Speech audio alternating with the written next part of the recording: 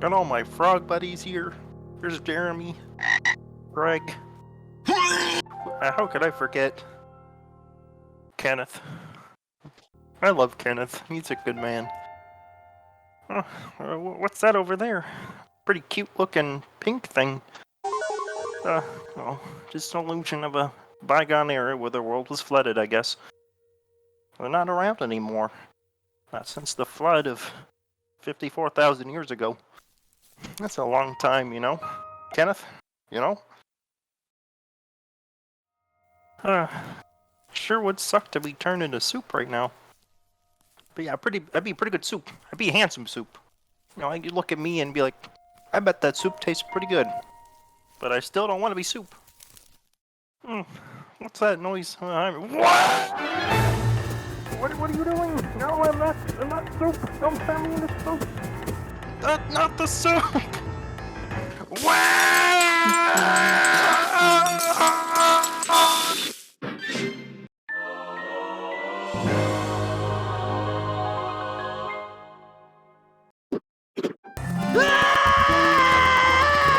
Oh, after 100 years, I'm finally...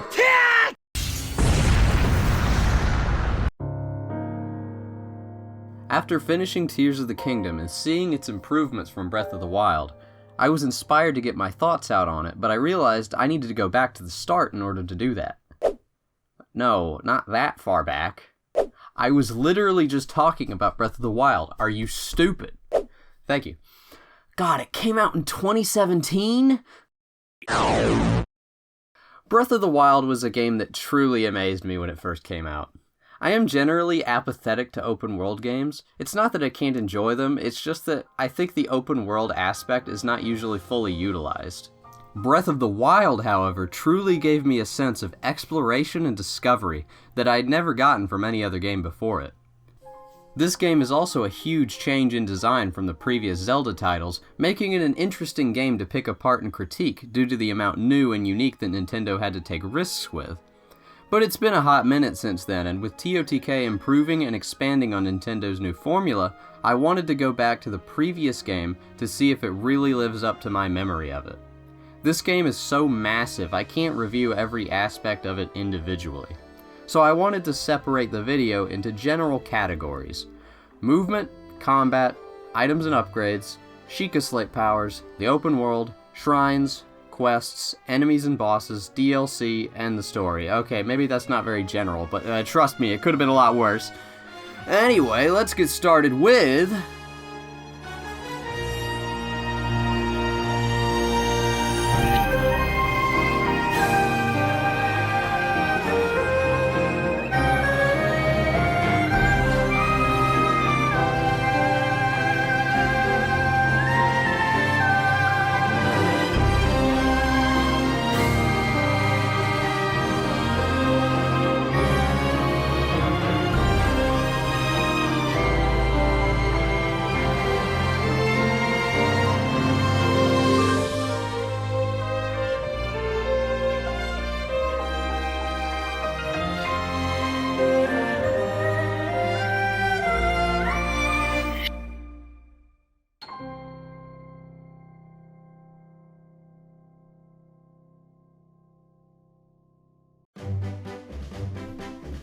Sprinting!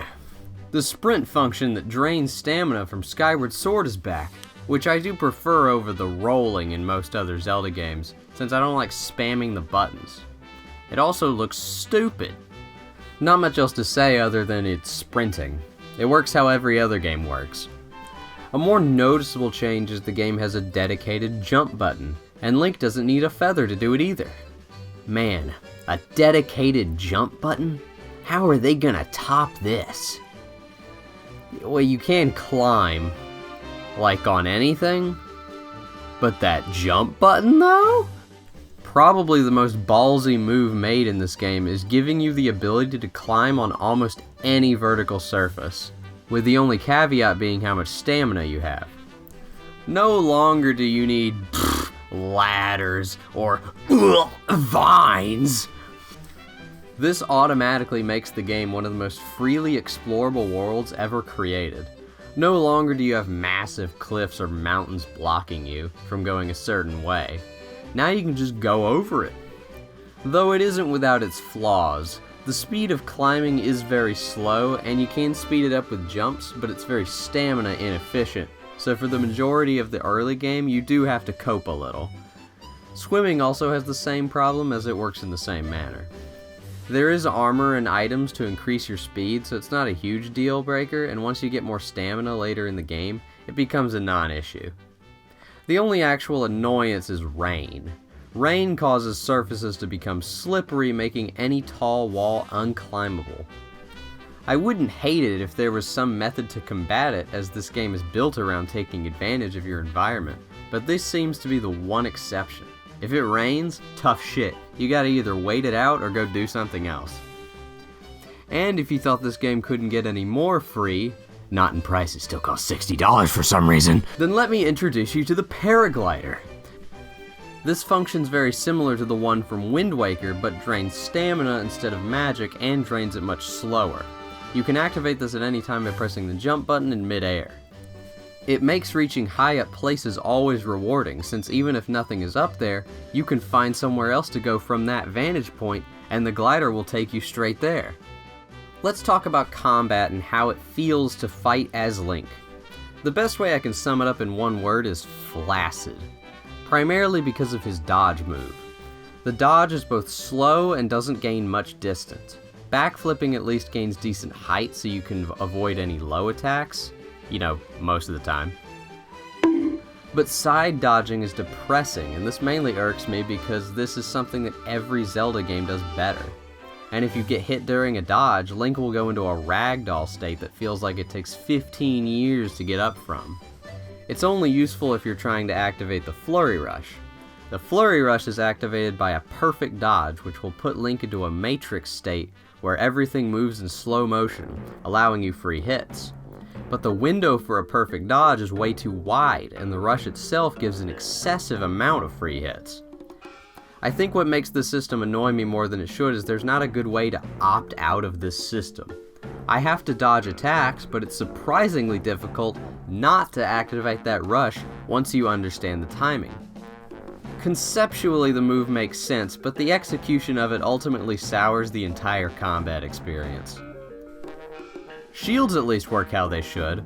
Blocking and targeting is mapped to the same button, just like Twilight Princess, which makes sense since realistically there's no reason why you'd lower your shield while fighting, as stamina isn't drained when blocking. And unlike the Flurry Rush, the parry is fairly balanced with a tight timing window, and it stuns the enemy with free hits.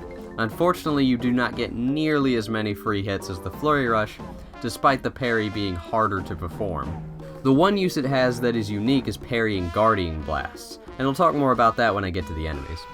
However, the best function they have is the ability to use it as a sled and shield surf down mountains and hills. Just make sure your shield has enough durability.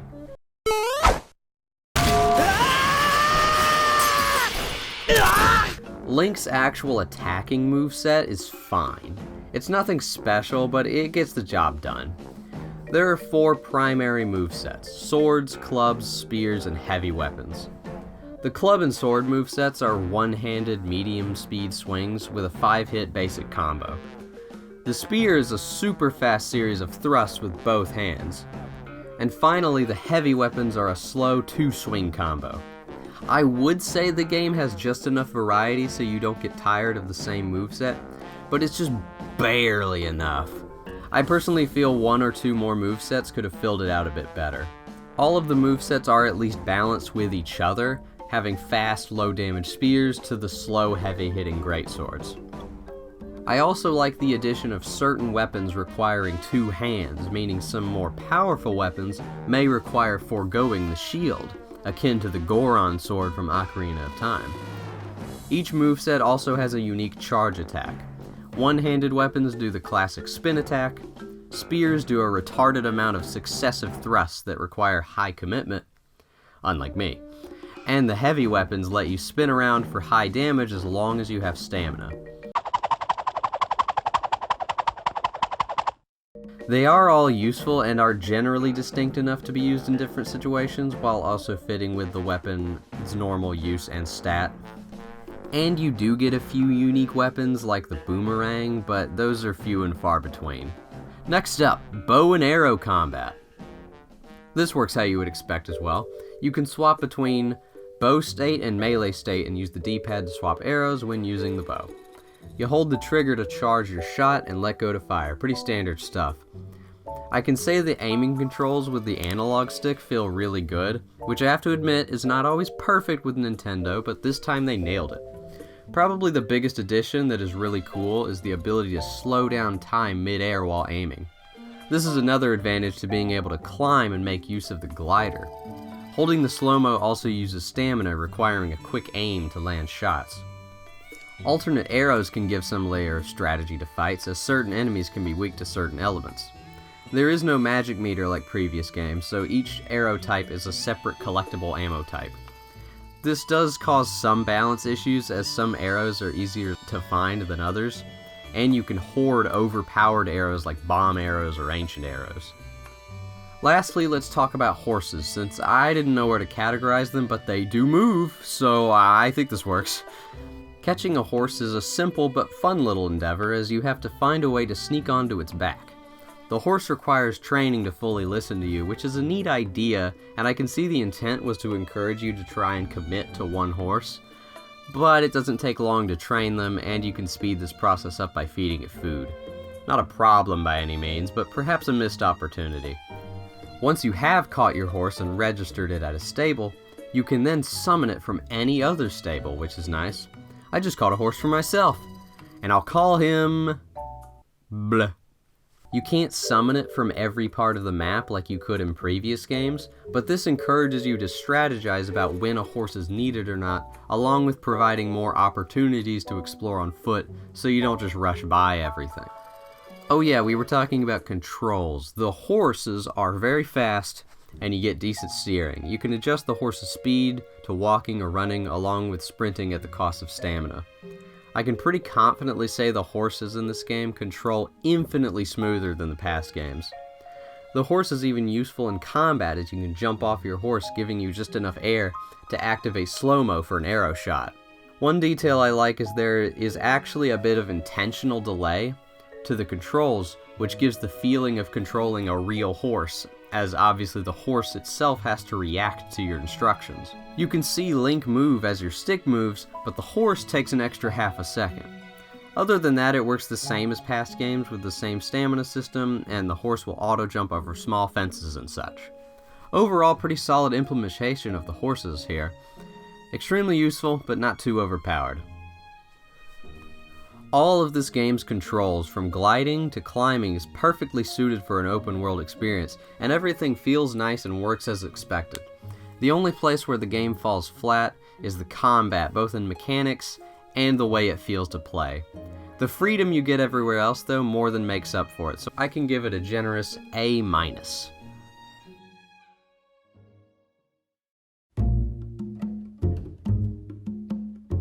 For items, let's bounce off the combat and talk about how the weapons work. Weapons are balanced completely differently from past games, in that instead of having a few permanent upgrades as you progress, you have a vast variety of weapons with limited durability that you are constantly swapping to. This includes melee weapons and bows. Weapons are found in the open world either through chests or combat encounters, and are meant to give you a reason to constantly explore, as you always need new weapons. In the early game, one main problem I ran into was not having nearly enough inventory space to carry all the weapons I was getting. The amount of times I got this message when opening chests is insane. While this is meant as encouragement to constantly explore, I never found myself specifically seeking weapons, as I felt I obtained so many naturally there was no point. I think that Nintendo were afraid that people would run out of weapons, and so flooded the world with them, but in turn that kind of removed part of their purpose. I still appreciate the attempt at something new, and this still adds things to look out for, but it could have been used for a lot more. This system also does cause some other problems with combat against enemies that I'll get into later. The Master Sword is obviously the one exception to this rule, and instead its durability recharges over time once it's broken, giving you a reliable general use weapon. The sword beams do barely any damage and require you to be at full health, but it's at least nice that it's been included since it's not usually in the 3D games. The sword also does ludicrous amounts of damage to guardians and other enemies covered in Ganon's smog, so having it for the late game is a must. Side note, but it's kind of annoying that specific weapons are needed to mine ore, as they aren't very common, and bombs send the items flying. Since when can the Master Sword break rocks? I've played this game for 450 hours and I didn't know it could do this. Now, with the ability to find as many weapons as you do, you also have a limit on how many you can carry. Melee weapons, bows, and shields have sections of the inventory that can be upgraded by finding Korok seeds. For balance sake, this makes sense for me, but it always is either a hindrance or overpowered. In the beginning, your inventory is very small and you can barely carry anything, as I mentioned earlier. But once you finally get access to the Korok Forest and upgrade it, you end up with so many weapons that inventory management is basically not a mechanic anymore. This is compounded by the fact that later game weapons have significantly more durability than early game weapons, so each slot is worth a lot more.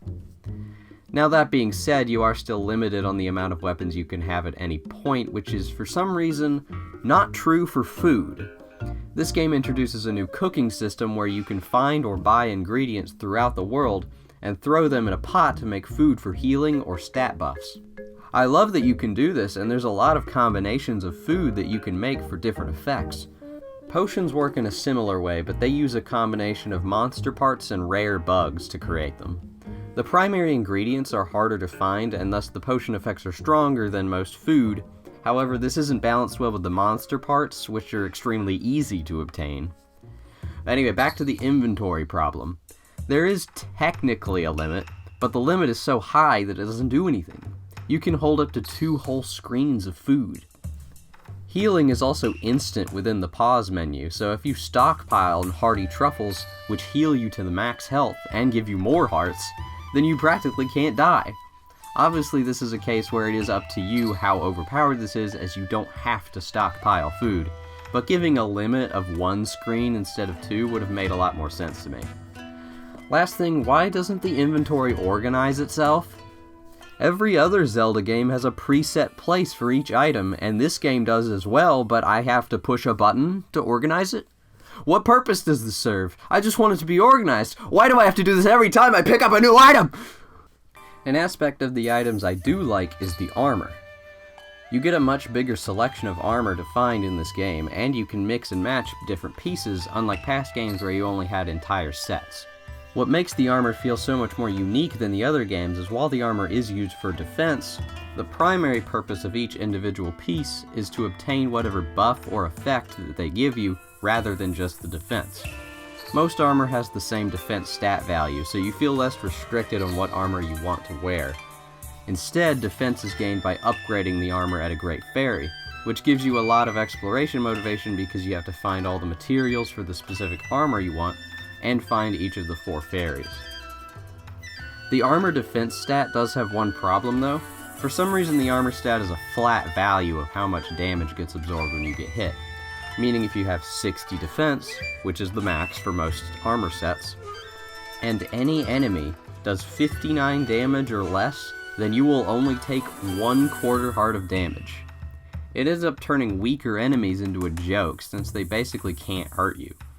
Making these numbers a percentage would make so much more sense, as 60 defense would still be a lot, but not completely negate all damage. But I haven't even gotten to the most important upgrades, stamina and health. This is what you will obtain from shrines, the primary mini-dungeons that you find in the open world. Once you get 4 orbs, you choose to get either a stamina vessel or a heart container.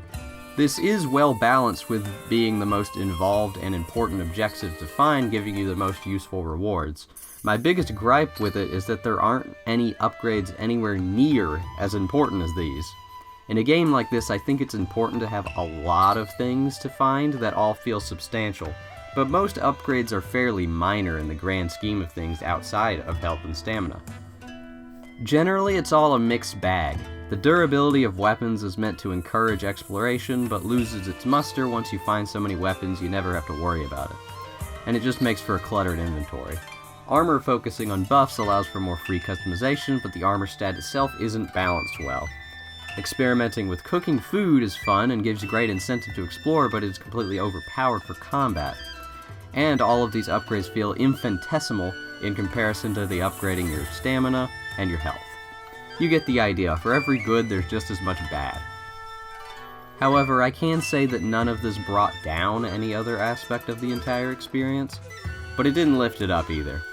Items and upgrades gets a flat, middle-of-the-road C.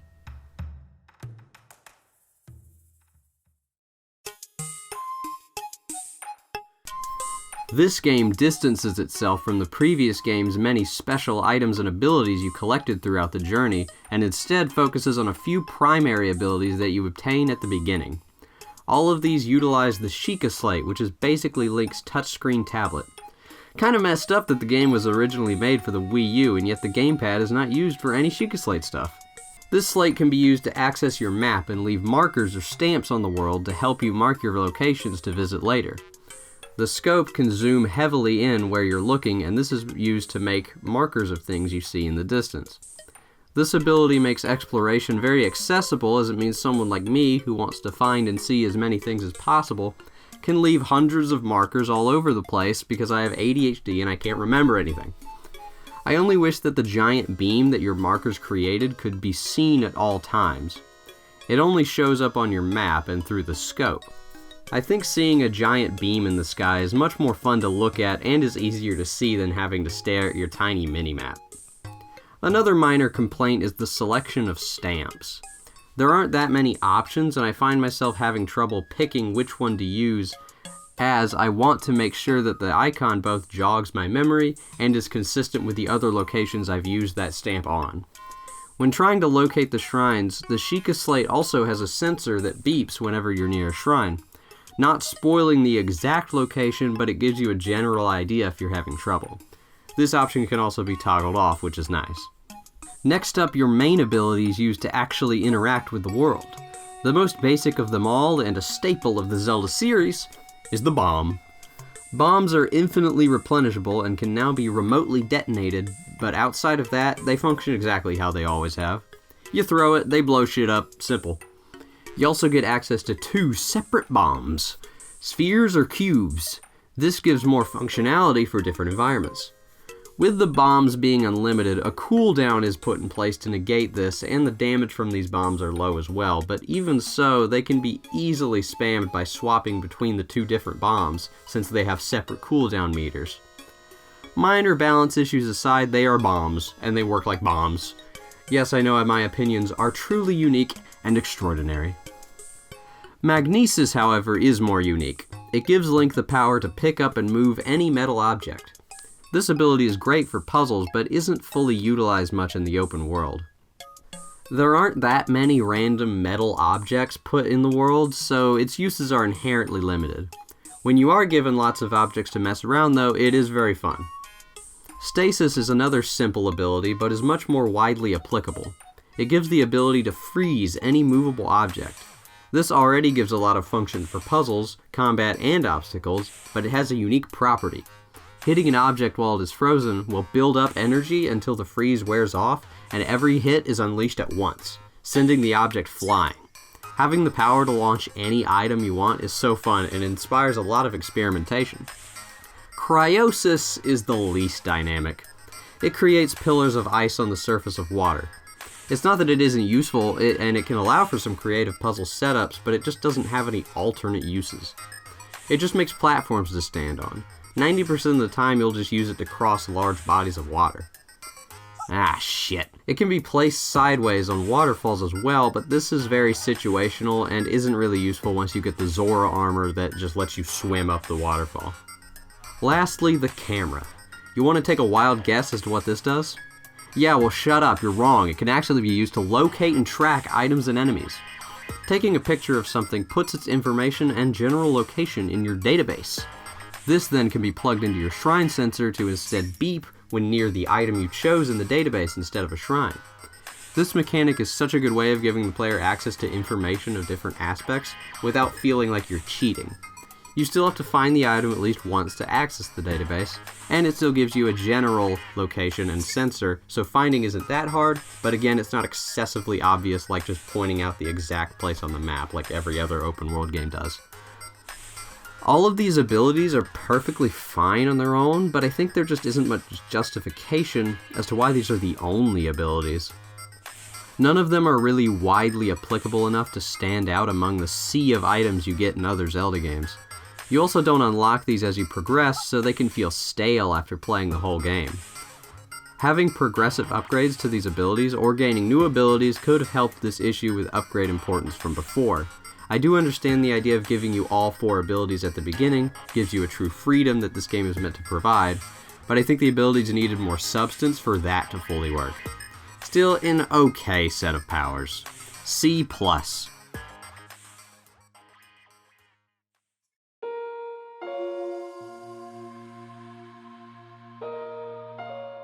Now, I joked about Zelda 1 on the NES being where it all started, but it kinda did. At its core, Zelda 1 was an open-world game. Outside of the objective, find all the Triforce pieces and beat Ganon, there really was no clear direction or path given. The game simply lets you loose in a map made up of a square grid, and you could go in any direction and do most objectives in any order. As the series went on, the worlds became more fine-tuned for a specific linear experience. The worlds were still open and explorable, but the game guided you down set paths and limited your exploration depending on how far in the game you were. There's nothing wrong with that, and I think that helps tailor to a specific experience that the game wants you to have. But for Breath of the Wild, Nintendo decided they wanted to change things up. They went back to the original idea of Zelda 1 and modernized it, which is what makes this game stand out. And you get introduced to this concept perfectly in the intro. You are placed onto the Great Plateau, a small part of the map with sheer cliffs on every side locking you out of the rest of Hyrule.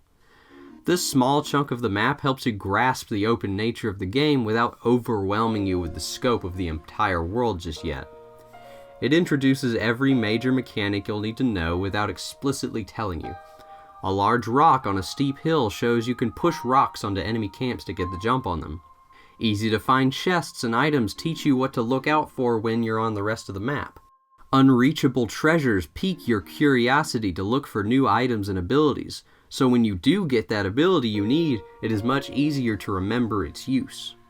Your first encounter with a guardian immediately shows that they are a huge threat while still giving you plenty of cover so you can survive. You know, assuming your curiosity doesn't get the best of you. King Rome will give you the main objective, which is to simply find all 4 shrines in order to unlock the paraglider. This gets you used to the main gameplay loop you'll be experiencing throughout the rest of the game. King Rome's final line before you leave sums up the freedom you have perfectly. I believe it would be quite reckless for you to head directly to the castle at this point. Reckless. Not impossible. It's just enough to plant the seed in your head that you still have that option, and sure enough, the game does not stop you at all from going into Hyrule Castle at any point. Then you're finally off. The game gives you a main objective, and once you get further along, your main objective is to reach the 4 divine beasts and beat Ganon in Hyrule Castle. Other than that, you are free. Now I'll be real. I don't know how well I can summarize the beauty and detail contained within this massive map, but I will try. The map is very well designed to have very distinct landmarks. Towers, shrines, towns, ruins, mountains. Every important area is visible from a distance and is visually interesting enough to warrant your attention. Maybe you see a stable and some horses roaming nearby and want to get some transportation to start, or maybe you see the massive Death Mountain and get a sudden urge to climb to the very top. It's frankly overwhelming how much you can see at once, and the game is good at keeping your intrigue. The world is jam-packed with things. It feels like no space here is wasted. After exploring this game 3 different times, I think I could go anywhere you told me to off of memory. No map or compass required. Every mountain is handcrafted to stand out both from a distance and when close up. The towns and roads feel alive with NPCs roaming the world same as you and can give unique interactions depending on your situation. Even small things like the weather affecting how you have to play just add to that feeling like this is a living, breathing world. It's interesting because if I look at this critically, similar to what I brought up with the upgrades, there aren't a whole lot of super significant rewards for most things. Finding the Koroks is fun and makes you pay attention to minor details of the world, but only increases your inventory by a small amount. Enemy camps only ever really give you weapons or money. Side quests also only give you money. But all of this doesn't bother me because I get so caught up in the moment and just start exploring. My mind isn't focused on my progression in the story or upgrades I want to look for. My focus is purely, whoa, that looks cool, let's go check it out. And then on the way, I see about 10 other cool things and I mark them on my map to go see later. I can really just turn my brain off and experience everything as I go through it, as it comes to me. I could talk about the gorgeous landscapes and whatever else there is to see, but I think it's better to say what I feel. And what I feel is unadulterated freedom and wonder. Every aspect of the controls and mechanics facilitate this feeling. You can climb any mountain, forage for food in the woods, fight monsters in an abandoned tower, climb said tower to get a vantage point for more things to find, the list goes on. And it's to an extent that I cannot describe the amount of awe I was when this game first launched. I've criticized this game thus far and have many critiques after this, but one thing's for sure, the world that Nintendo has created here is one of the greatest open worlds that exist in gaming right now as far as I'm concerned, and no amount of questionable gameplay choices can diminish that for me. I think I've said as much as I can. S.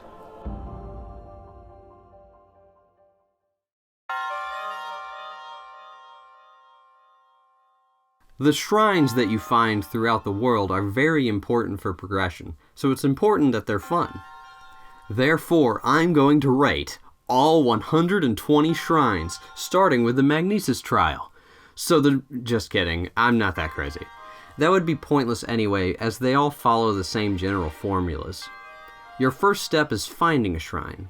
With the amazing open world, finding things is always fun, but I like the variety in locations that shrines can be in.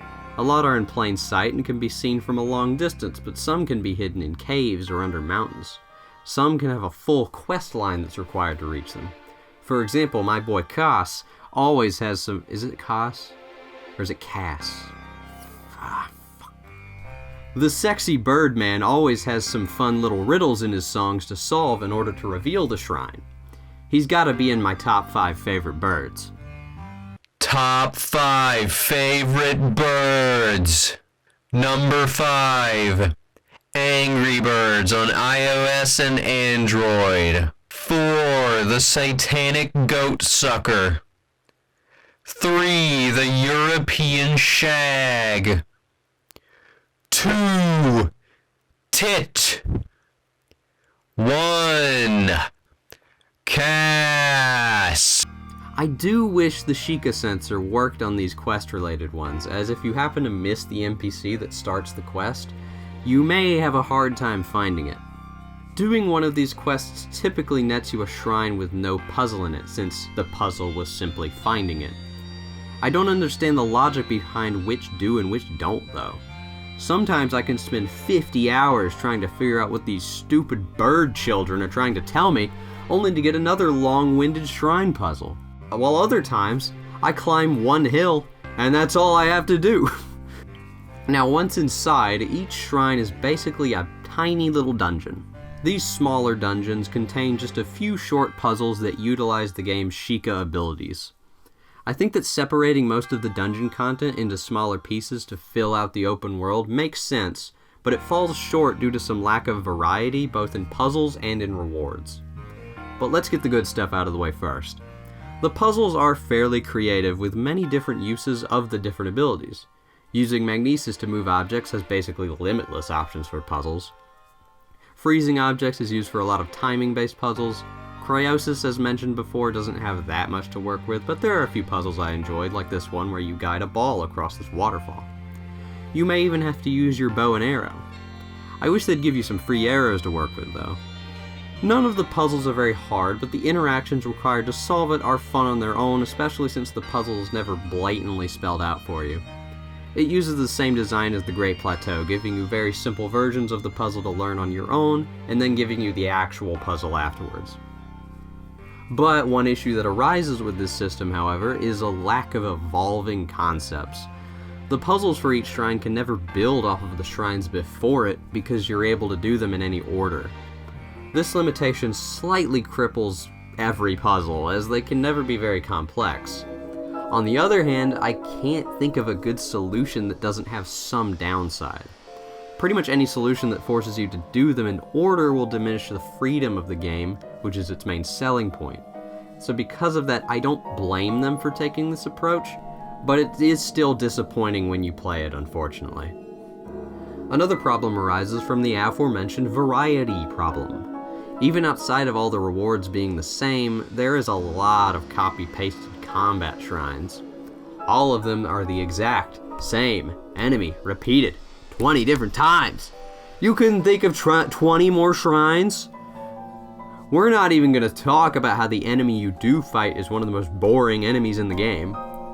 Or the couple motion-controlled shrines. I don't need to explain why I'm suicidal after those. Now, outside of that, the diversity of each shrine is pretty good, but with no change in difficulty, I'd say it starts to get a little boring after about half of them. I'm also not a fan of the optional chests within each shrine. Most contain items that can be found in many other areas, but then there's just a small few with completely unique armor pieces. I'm not encouraged to search them all because there's not enough good rewards, but instead I have to look at all of them because I'm forced to search for them on the 1% chance that it is something good. I really want to like the shrines, but once I pick them apart, there is a lot wrong with them. From lack of any difficulty curve to copy and pasted combat shrines, and no variety in rewards since all you get is the health and stamina upgrades, and all the optional ones are just not worth seeking out. I have such a hard time giving it a good score, even if it didn't diminish my experience much personally. There is some fun to be had, but the shrine experience is still getting a D.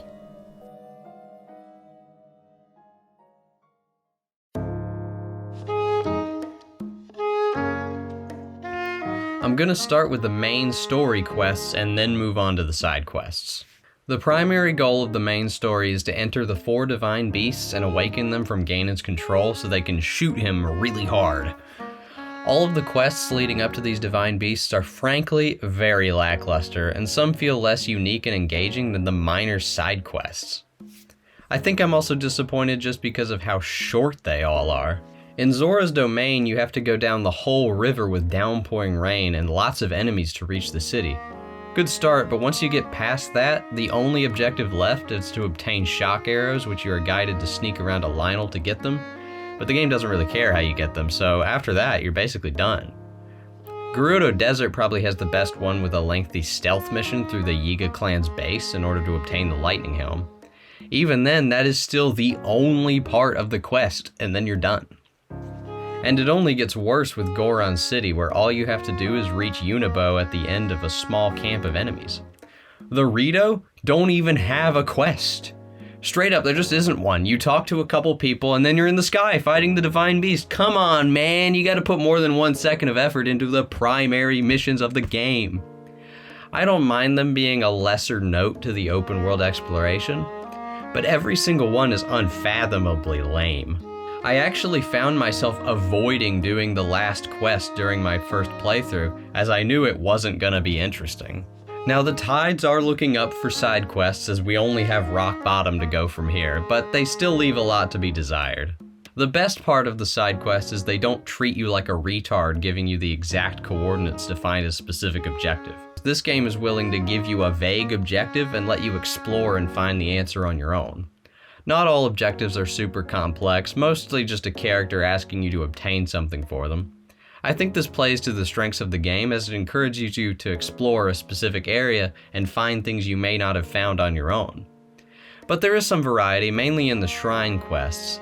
These obviously lead you to a shrine and usually replace the puzzle within the shrine for a puzzle to reach it. With that being said, the variety is still lacking in areas. I like the simple quests of exploration, but there needs to be other things on top of that.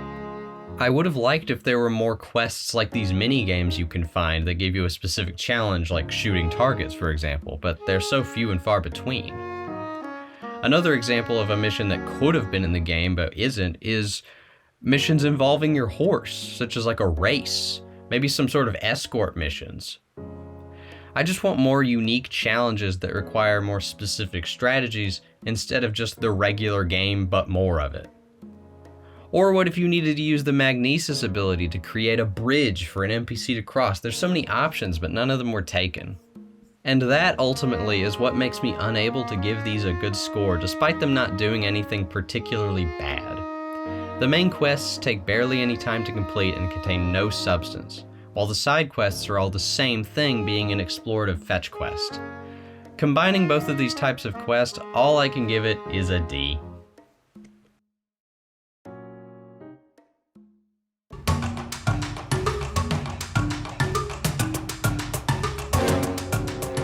Given the inspiration from the original Zelda 1, I can appreciate bringing back some classic enemies with new designs. You've got your typical enemies such as bokoblins and moblins, but Hinoxes and Lynels get brand new, much more detailed designs after only being present in top-down 2D Zelda games. It even retains the color system from the old games. The color of the enemy signifies the difficulty of them, so you instantly know if you have the proper equipment to fight the enemy or not. Something about this feels racist. Now, outside of aesthetics and designs, it's how they feel to fight that matters most, and like the combat, it doesn't quite measure up. There isn't much incentive to kill enemies in the first place. Their drops consist of monster parts and whatever weapon they were holding. With the system in place of constantly changing out weapons, getting more weapons for fighting is basically an endless cycle that earns you nothing. So monster parts are your only true reward, and while they have their uses, they are frankly not enough justification to fight everything you see. Most of what you use them for is potions, but you don't really need more than one or two to make one, and most enemies drop a ton of parts. And the benefit from stronger monsters' parts is negligible at best compared to the gain of just finding more bugs, which is the main ingredient for potions and are much harder to find. Now, in monster camps and bases, you can find chests that are locked behind killing every enemy, but most of these just contain either money or more weapons.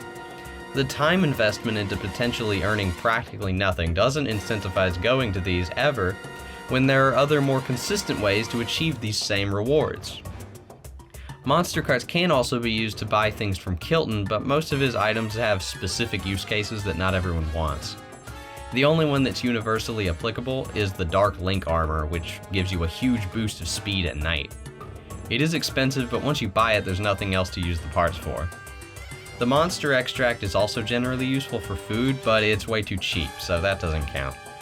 And then, again, variety is also lacking. While I enjoy the return of a lot of fan-favorite enemies, there's not nearly enough of them. I swear I fight the same 4 enemies 90% of the time, and none of them are particularly interesting to fight. A lot of them are very slow with only a few attack patterns each. Then you have enemies like Lizalfos that zip around like a child on crack and spit in your face. Another obstacle is the aforementioned weapon durability. If an enemy has too much health, they can simply become undefeatable. For example, if you head south towards the desert at the start of the game, you can run into a Lynel. While obviously the fight should be very difficult at this level, as you are meant to fight them way later in the game, it should still be possible. This limitation gives the player an inherent caution towards fighting enemies if they feel like they don't have the equipment to handle them, which means there's even less incentive to fight enemies. Final topic before we talk about the actual bosses is the Guardians, the menaces that roam central Hyrule Field and can also be found less frequently in most other areas. These are Ganon's main henchmen that the game trains you to be afraid of by introducing the stationary version at the beginning of the game. Their laser attack does massive damage, and the music that always plays when they spot you will give you an anxiety attack. Once you find ones that move, it is also terrifying how fast they can scuttle around. With their giant health pool and their only major weaknesses being the Master Sword or parrying their laser attacks, makes them very scary. I love that parrying their laser attacks is an option because not only is it a good risk-reward, but it also gives you a chance to kill them early on with pure skill and no weapon durability concerns like the other enemies have. I have been practicing my parries though, so I can basically kill them whenever I want.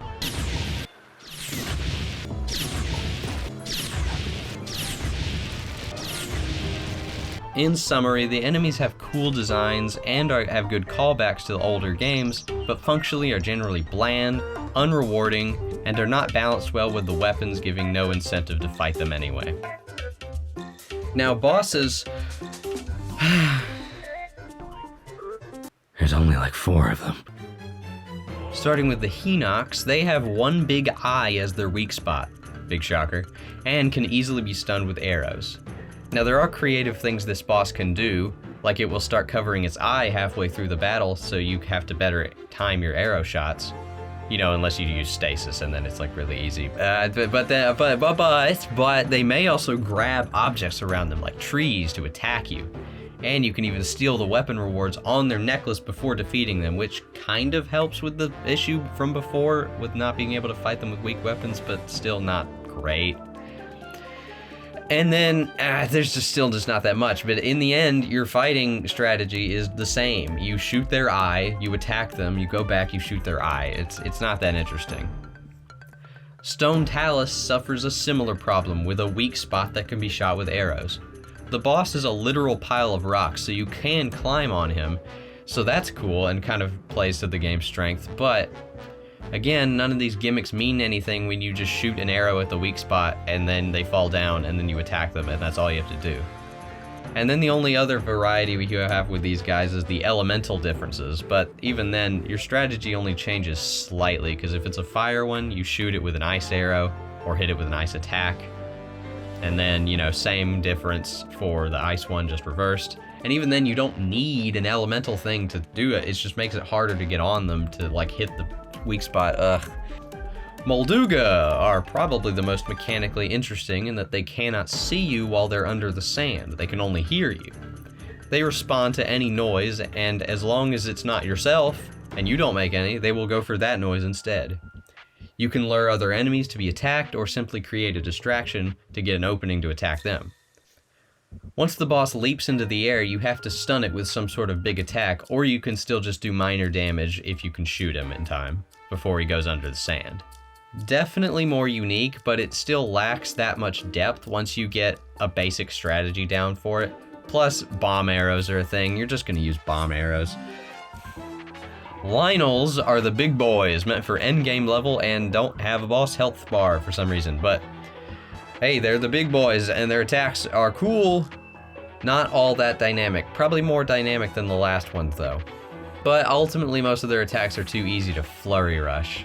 There are some creative alternate attacks such as a headshot to stagger him and then you can climb on his back to attack him. And they have a lot of health, but once you get used to their predictable patterns, it becomes really tedious to kill one because of their huge health pool. There are 3 different variants with minor differences due to the weapon they hold. The club variation is probably the best with a more varied moveset and moves that require alternate strategies to avoid. And these guys do drop some of the best weapons in the game, so there's that at least. Hey guys, I was editing this video and I realized I forgot to include Master Koga in the bosses. He's not that interesting. He just kind of throws balls at you and then you catch them with magnesis and throw them back at him. So like it's pretty one note, but I felt bad that I forgot it. So yeah, it's not that much better than the rest of the bosses, so don't worry about it too much. All the bosses, they're not terrible, but they're just so easily exploitable, along with having about as little variety as the normal enemies.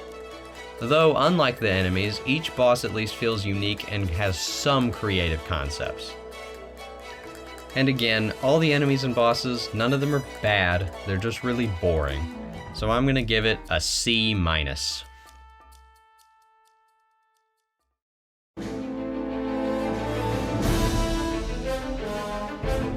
Dungeons were the highlight of the past games, but they have taken less of a focus here.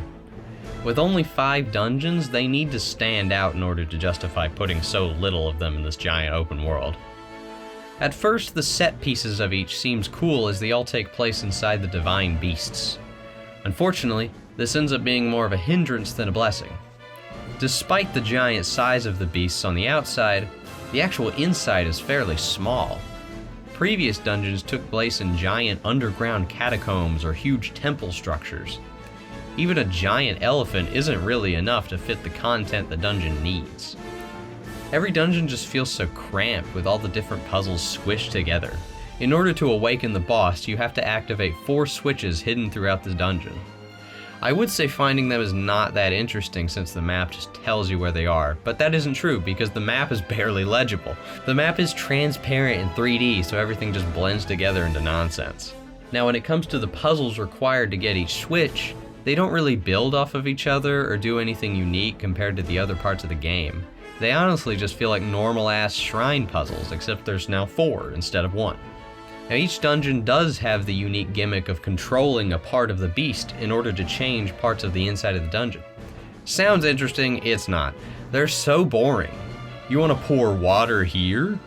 Or here? Maybe you want to rotate once. Or maybe you want to rotate 3 times. The gimmicks are just not used for anything creative either, and aren't even utilized for like half of the objectives. Enemies are the same enemies used in shrines, so those are also very boring. You can't even climb around on the walls at all, so I feel even more restricted on top of this small breathing room. I was gonna talk about each dungeon individually, but I realized that's impossible, because they're all the same! Outside of the one gimmick each has, they don't really feel different at all. The environment is the same, the enemies are the same, and the puzzles are the same as shrines. Other Zelda games tend to have similarly structured objectives, but are executed in completely different ways across each dungeon, along with having completely different layouts and aesthetics. And then, after all this boredom, you get to fight the boss, yay! Now previous Zelda games' bosses were typically fairly gimmicky, focusing on a puzzle element used in other parts of the dungeon, and implementing that into the fight. This was never an issue because Zelda games are more puzzle-focused than combat-focused, and only a few games, like Twilight Princess, have ever had the balls to use only combat, and even then that game had mostly puzzle fights. With that being said, considering that Breath of the Wild's combat is even weaker than previous games, you would think they would focus on clever ways to utilize your abilities to open the boss up for attack. While there are some that do that, generally these bosses are purely combat-focused. And unfortunately, these bosses lack just as much as variety as the dungeons themselves, and the other enemies, and the bosses, everything. They all look the same, they all only have like 2 different attacks, they're incredibly boring, and even with a second phase, barely anything changes. Thunderblight does have a semi-interesting puzzle element, where in the second phase you can raise the metal poles up to him to strike him with his own lightning, but there's really nothing else added afterwards. And after beating every dungeon, you do get a new ability as well related to the hero that you saved. All of them are horrendously overpowered. Rivali's Gale sends you super high in the air. Mipha's Grace revives you after death. Daruk's Protection enables a force field whenever you block. And Urbosa's Fury sends a giant lightning AoE. The only way they thought to balance them is to give them super lengthy cooldowns. Having a super strong ability that can barely be used is a lot worse than if the abilities were just weaker, but you could use them all the time. At least they are all useful, I guess. Hyrule Castle, I think, is the only one that feels like it takes advantage of the game's mechanics to make a good dungeon. For one, it's not a cramped divine beast, and is instead an entire castle, so that helps. The environment is completely unique, being the giant ruins of Hyrule Castle with all of its mines and underground pathways. All variations of Guardians are here and make for a chaotic but fun experience that requires you to pay attention to your surroundings. The dungeon is completely open and all walls are climbable like the rest of the game. The maze-like structure of the inner parts of the castle, along with many roadblocks of goop, mean that I actually get that sense of exploration I got from the older Zelda titles. Admittedly, the dungeon doesn't have many puzzles, but similar to the rest of the game, the exploration aspect is so good that it doesn't bother me too much. Exploring it is very rewarded with the best weapons, shields, and unique armor to prepare for Ganon. And that music, bro. Oh. I wish that 10% of the amount of care and detail that went into Hyrule Castle could have been put into any of the other dungeons. But of course, there is one last big pig man left to face. And as mentioned before, you can fight him at the start of the game. The downside to that being you have to fight every Divine Beast boss that are still alive. Along with that, Ganon will have twice as much health. I like this concept of simply making him super difficult without doing the main story, but if you ask me, he's too easy once you do everything.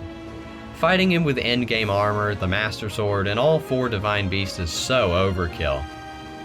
Now when it comes to attacks, they are much better than previous bosses, but still not perfect. The melee attacks are still really slow, but for whatever reason, I do find it a little harder to flurry rush. A lot of his melees also leave trails of fire to avoid, so that adds a little bit of extra strategy. His rapid beam attack can just be sidestepped, but you're cool if you can parry them. Plus, he will use a variation of the Guardian's beam charge attack. Better variety and better attacks still only result in a mediocre fight at best. After beating him in his incomplete form, he transforms into his classic boar form, except he's the size of the castle, and he's way too bright. Despite this, the visual is extremely cool, and your horse automatically shows up here for the fight. I am actually kind of curious what happens if you don't have the horse, but I'd have to replay the game without a horse, and that sounds awful. Zelda, as the master of narratively convenient bullshit, gives you the light bow, and you can't use it anywhere other than this fight. Unless you cheat, I guess. Most of Ganon's attacks here miss by default, but I don't mind the fight being easy as long as the spectacle is fun. And it is at first. You shoot light arrows at the weak spots of the beast while riding your horse. Shooting giant incarnations of hatred is always fun on horseback, but that's about all the fight has to offer. It's not bad, it just doesn't change. The targets could get more plentiful, smaller, Ganon could start moving faster, I don't know, something. The only unique moment is the final shot where you have to use bullet time to hit him. It's not bad, just disappointing. All of these bosses and dungeons suffer mostly the same core issues as the enemies, which is they simply have no variety and don't take long to get boring. Plus all of them take place in the same smushed, cramped interiors, and that limits what the design can do massively. D.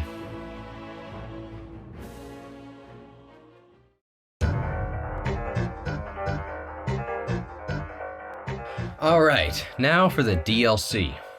Let's get started with some of the new quests. What we got here? That's a lot.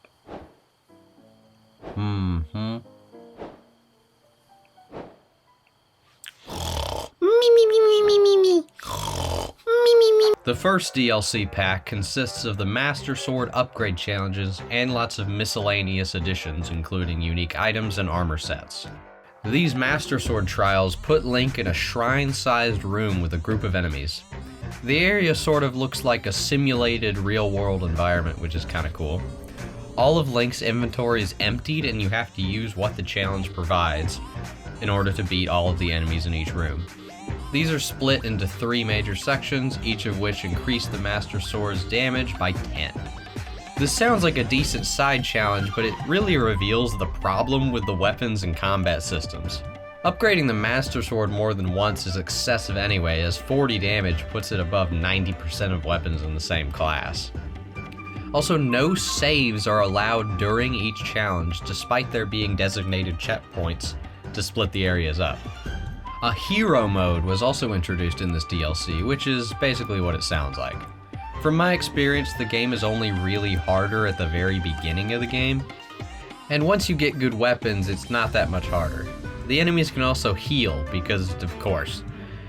Just about everything else that's added is very minor. Some are very useful, like the travel medallion, which allows you to fast travel at any point you set, but more are just different armor pieces. You do also get the ability to see where you've been on your map, like it literally lays out your entire path throughout the whole game. That is pretty cool, and actually surprisingly useful for searching for missing shrines, since you can tell where you have and haven't been. The second DLC has much more content, giving you a whole main quest line and a new full-on dungeon to go through. The start of the quest line unlocks 4 new shrines on the Great Plateau, followed by a new challenge. You are given a weapon that can kill anything in one hit, but you also die in one hit. This takes the original quest line from the start of the game and gives it a whole new twist that requires you to play completely differently. And once you're done, you can't use the weapon ever again? Given that the quest does not open up until all 4 divine beasts are completed, the shrines are not as afraid to have more complex puzzles. The general ideas and layouts are very similar, but are a lot more involved and long-winded. One of them even pretends to be another test of strength, only to have a proper puzzle afterwards. It's as if they knew how terrible and reused those were. The rest of the quest is finding new shrines in the primary locations of the map. All of these feel a lot more inspired and unique than the main game shrines, along with having a proper main quest to go alongside them. Revisiting the Shiekah hideout, fighting a tougher Molduga, and so on and so forth. Hints to the locations of these shrines are a little too obvious, but I at least appreciate the attempt. Another item you can also get in this DLC is a horse armor that allows you to summon it from anywhere in the world. Kind of goes against what I liked about it before, but it is a late game item and you aren't forced to use it. And the final dungeon. I don't think it's as good as Hyrule Castle, and it does keep the design strategy of 5 puzzles in a cramped space. Visually, it's mostly the same type of interior, but some more stylized lighting helps it feel at least a little more distinct. The interactable element is a couple of giant rotating gears, very similar to the last dungeons, but this one puts a lot more focus on it for each puzzle. Most of the puzzles relate to this central gimmick, and any that don't are very similar to the improved shrine puzzles we've seen throughout the DLC. I also enjoy the addition of having to attach pieces to the gears in order to make more things move, so it actually requires some thought. Enemies are the same, but guardians are added to the mix to catch you off guard. I think what I'm getting at is this dungeon is the best version of the Divine Beast style of dungeon. Still not amazing, but compared to the others, it's alright. And in the same vein, the final boss of the dungeon is the best in the game.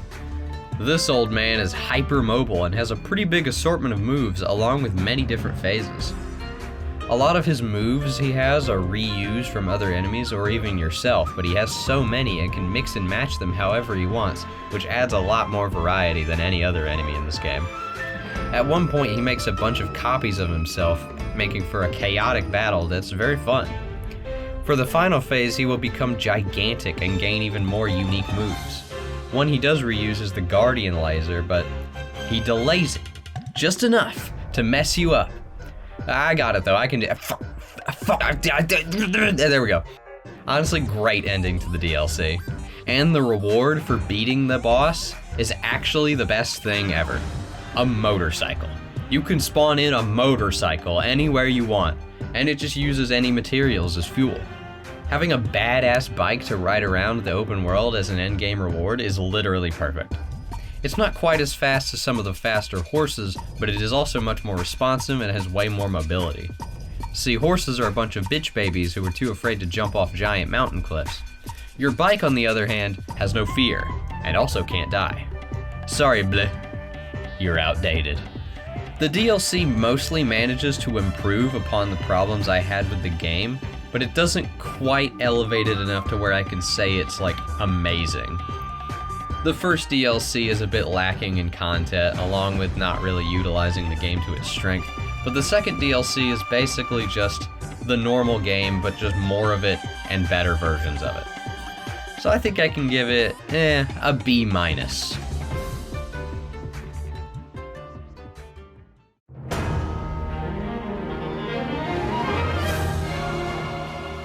The gameplay takes place 100 years after a great war that Ganon almost won before Zelda used all of her power to contain him. The story that happens while playing isn't much more than the main objective, finding the Divine Beast and defeating Ganon, so the actual meat of it takes place in the past. Having a game story take place in the past so it doesn't interrupt gameplay is a perfectly reasonable strategy. You can find certain points on the map to recover Link's memories, which will play a cutscene in the past. A problem with these cutscenes, outside of a few key moments and central themes, most of the cutscenes just don't seem to serve much of a purpose. None of them really reveal what happened to cause the current events of the game, as most of that was told in the beginning by King Rome. A lot of the memories either tell me nothing at all, something I already knew, or it tells me something I didn't know but it isn't efficient about it. The good parts of the story reveal some of Zelda's character, with her being forced into her position by her father and not ever being able to live up to it. That's decent, but doesn't really go anywhere. She ends up obtaining her powers right before Ganon takes over, with no real payoff to all of her struggles. If she is going to find out how to use her power, it should be because she figured it out herself due to experimentation and following her own path. A big part of her character is that she's very interested in science, but Rome is against these interests and instead wants her to practice their traditions and religious practices to unlock her power.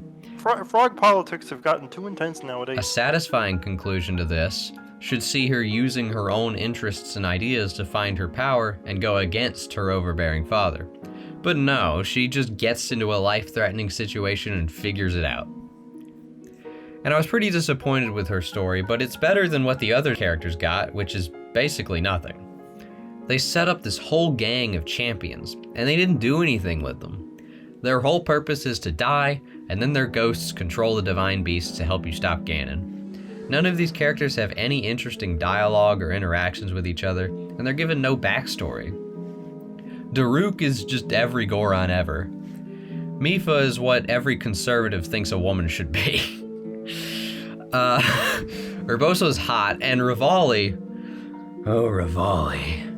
Top 5 least favorite birds. Number 5, Rivali. Number 4, Rivali. Number 3, Rivali. Number 2, Rivali. Number 1,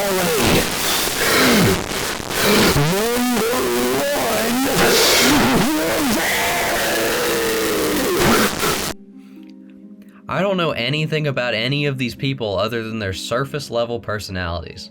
This makes it hard to really be invested in them once they start talking to me at the Divine Beasts. And don't get me started on Link. Link could be such an interesting character, but they didn't do anything with him. He isn't given much of any backstory either, outside of being a Hylian knight who was cool enough to become Zelda's personal guard. Link's muteness isn't even utilized. He does show expressiveness in his face, but most of the time it's too subtle. I wish he shared his thoughts through hand gestures and facial expressions, but most of the time he just stands there stone-faced. While there are examples of Link talking that work, I don't think that's the issue. The fact that he doesn't talk is inherently interesting and unique, but it needs to be utilized to have him show his emotions in more creative ways. Now, on top of all this is the first Zelda game to have voice-acted cutscenes. Very cool, but this also leaves a lot to be desired. I'm not going to comment on the quality of the voice acting, as while it's not Oscar-worthy or anything, it never bothered me. What does bother me is how little voice acting is used. Now, I understand, you don't want to have to voice every single character and every moment in an open-world game. That would be stupid and wasteful of resources that can be dedicated elsewhere. But this means the voice acting needs to be used for the most important scenes. This game does not do that. They will show you this beautifully animated cutscene, have the character say one line of dialogue, and then all of the important info that I actually cared about is delivered in text with no unique animation. Brother, what was the point of the cutscene? All of the memories are fully voice acted, which makes sense, but the cutscenes during the main story quests are so all over the place. It always feels like the least important moments are voice acted. It's so jarring and unsatisfying, and even outside of where the voice acting is, there's also so little of it that I genuinely ask, why is it even here? It adds absolutely nothing, as there's not enough of it to use for anything important, and when they do include it, it's for the most unimportant scenes. The story is honestly not a major aspect of the game, but when it is there, it's extremely underwhelming. Outside of Zelda's story arc having some interesting elements, Every other aspect of the story is very annoying. The presentation is inconsistent, and most of the story moments feel irrelevant to the narrative. D-.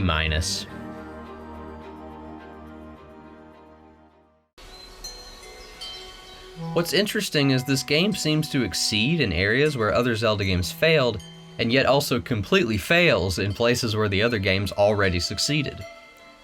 And you know, I really complained a lot in this review, a lot more than I thought I would. And none of this is so bad it's unenjoyable. It's more that when I start picking it apart, I start to realize what could have been. Combat, bosses, dungeons, all of this stuff was a highlight of previous games, but ends up being lackluster in this one. They really put all of their eggs in one basket, focusing primarily on the open world. And I still stand by the fact that this is the best open world I've ever explored. But I think that what you find in the said open world is also very important. Especially with the lack of variety in items, enemies, and everything else I mentioned. But the journey is more important than the end goal, and the end goal is just barely good enough to keep me coming back for more. It's far from perfect, but Breath of the Wild to me was a truly unique game that I would recommend it to everyone, experienced at least once. It gets a C+. You passed, Nintendo. Even if just barely. This game distances its... What's that pink thing over there? It's kind of cute. Oh, it's a fucking cow.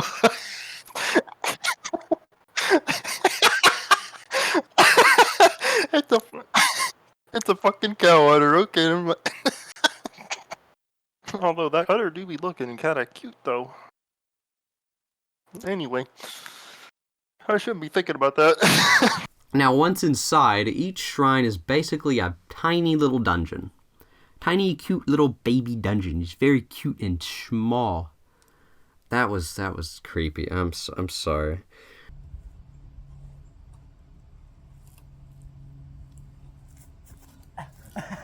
Okay, this doesn't work. No! No!